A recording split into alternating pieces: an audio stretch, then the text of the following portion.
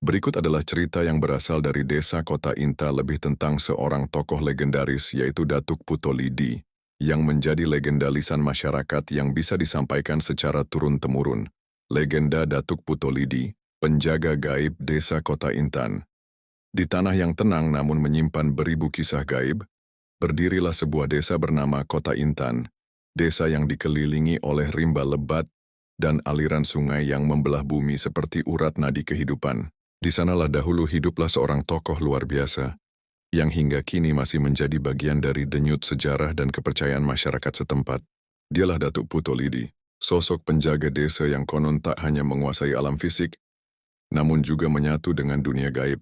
Nama Putolidi bukanlah nama sembarangan. Dalam bahasa daerah, lidi merujuk pada pelepah pohon kelapa yang kokoh namun lentur, menjadi lambang dari kesederhanaan sekaligus kekuatan. Julukan itu diberikan oleh masyarakat karena Datuk dikenal sebagai pribadi yang rendah hati, sederhana dalam penampilan, namun menyimpan kekuatan luar biasa yang tak tertandingi oleh manusia biasa. Menurut cerita para tetua dan tokoh adat, Datuk Putolidi memiliki kemampuan spiritual yang tidak bisa dijelaskan dengan akal manusia. Ia dapat berbicara dengan binatang, membaca pikiran orang lain, dari menghilang dalam sekejap, dan berjalan tanpa jejak bahkan di atas air.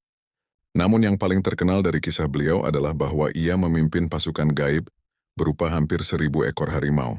Konon harimau-harimau ini bukan binatang biasa. Mereka adalah makhluk penjaga alam gaib yang tunduk kepada komando Datuk.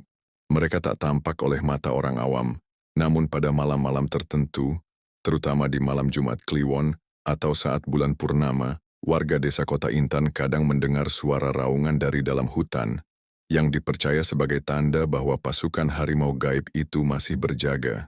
Warga juga percaya bahwa harimau-harimau tersebut bisa berubah wujud menjadi manusia, dan kerap menyamar sebagai petani, nelayan, atau pedagang yang singgah sebentar ke desa, lalu menghilang tanpa jejak. Bahkan beberapa kisah menyebut, orang yang berbuat zalim di desa tersebut akan mengalami mimpi didatangi harimau, dan keesokan harinya akan jatuh sakit jika tak segera bertaubat atau meminta maaf kepada yang dizalimi. Lebih menarik lagi, Datuk Putolidi dipercaya memiliki adik perempuan yang sangat misterius. Adik ini disebut-sebut memiliki paras rupawan dan kekuatan spiritual yang juga sangat tinggi. Namun hingga kini, tidak ada yang tahu kemana perginya sang adik. Sebagian orang percaya bahwa ia telah masuk ke alam gaib, menjadi bagian dari dunia jin baik yang menjaga keseimbangan antara alam manusia dan alam halus.